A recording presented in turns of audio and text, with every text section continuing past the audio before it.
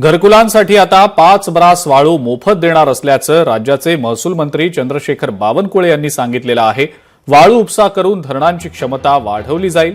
वाळूची मागणी आहे तेवढा पुरवठा करण्याचा सरकारचा प्रयत्न असेल आणि मोठ्या प्रकल्पातील वाळू उपसा प्रकल्पांची क्षमता वाढवण्यावर सरकारचा भर असेल। सोबतच सरकारी बांधकामांमध्ये कृत्रिम वाळूचा वापर करण्याचा सरकारचा विचार असल्याचं सुद्धा बावनकुळेंनी यावेळेला सांगितलेलं आहे। याशिवाय सिंधी समाजाला दिलेला शब्द सरकारनं पाळलाय।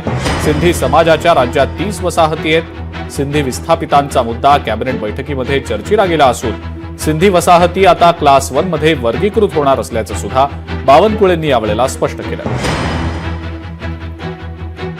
राज्याचं नवीन वाळू धोरण हे मंजूर करण्यात आलं। 5 ब्रास मोफत रेती देतो आहे आणि प्रत्येक वाळू घाटामध्ये 10% रिझर्वेशन हे आपण त्या ठिकाणी प्रत्येक वाळू घाटाला घरकुलाकरता ठेवलेलं आहे। जे जलसिंचनाचे मोठे प्रकल्प आहे, ज्यामध्ये उजनी सारखे तलाव आहे, त्या ठिकाणी मोठ्या प्रमाणावर वाळू आलेली आहे।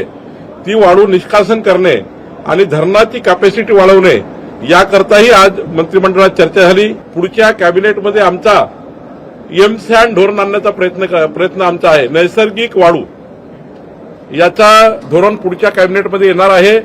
म्हणजे एमसँड म्हणजे कृत्रिम वाळू तयार करणे आणि ती 100% पुढच्या 3 वर्षात ती वाळू सरकारी बांधकाम आहे त्या ठिकाणी एमसँडच वापरण्यात येईल।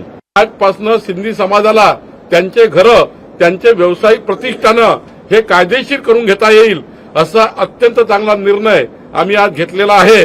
यामध्ये मोठ्या प्रमाणावर सिंधी समाजाला या ठिकाणी संपूर्ण लाभ मिळणार आहे आणि एक मोठा ऐतिहासिक निर्णय आज मंत्रिमंडळाने घेतला आहे। राज्यातल्या आता प्रत्येक घराची आकडेवारी वेगळी आहे, पण 30 शहरं आहेत। म्हणजे नागपूर महाराष्ट्रात 30 शहरं आहे ज्यामध्ये आता सिंधी समाजाच्या वसाहती रेग्युलाइज होणार आहे।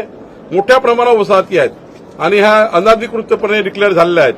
ते आता सर्व कायदेशीर होणार आहे, शर्तभंग होणार, क्लिअर होणार आहे आणि आता वर्ग 1 होणार आहे। लोकशाही मराठी ऐका, पहा, जागरूक रहा।